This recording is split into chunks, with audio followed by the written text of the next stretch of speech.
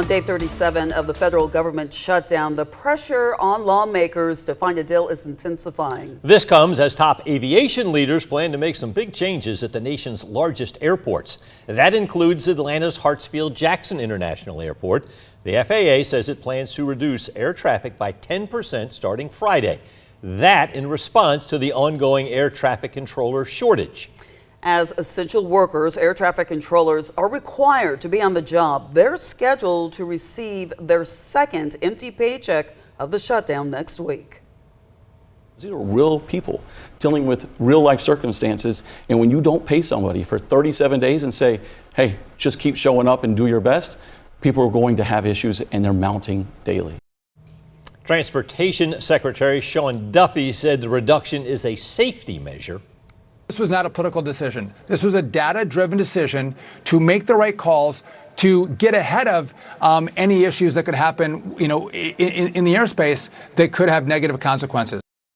Secretary Duffy also warning travelers to expect chaos if the shutdown continues. If you run into any delays or disruptions while you travel, you have a few options. Jen Sullivan breaks down your rights when you fly.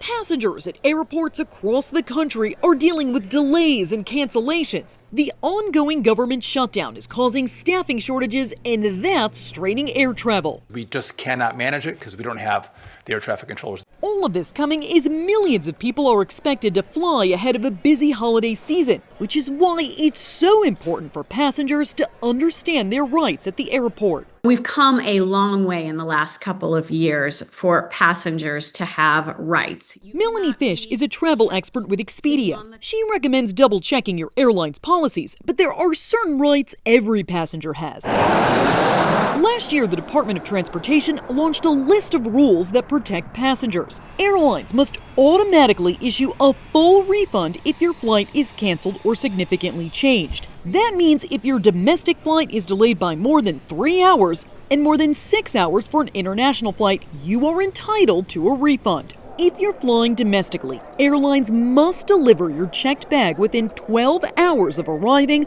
or reimburse you for any checked bag fees. If your flight is significantly delayed or canceled, you can ask the airline to give you a meal voucher or cover costs to stay at a hotel, but they're not required to do so.